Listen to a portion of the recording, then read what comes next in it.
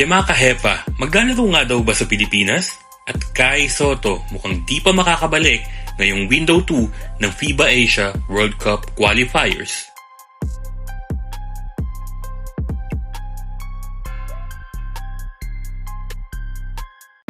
May mga kumakalat na balita ngayon na mapapasama daw itong si Kemaka Hepa sa roster ng Gilas Pilipinas.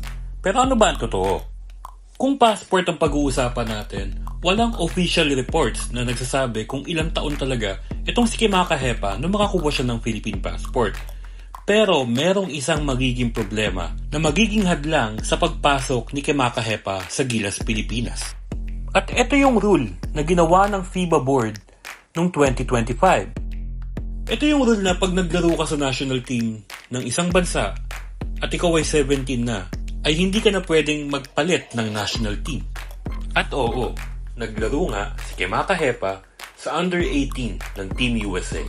At saka mukhang wala rin namang interes maglaro itong si Kemaka Hepa para sa Gilas Pilipinas. Kung maaalala nyo, itong si Kemaka Hepa naglaro to sa NBTC sa Pilipinas noong 2017. Noong mga time na yon, kinausap na rin yata siya ng Gilas Pilipinas about sa possibility nga ng pag-join niya sa roster ng Gilas Pilipinas.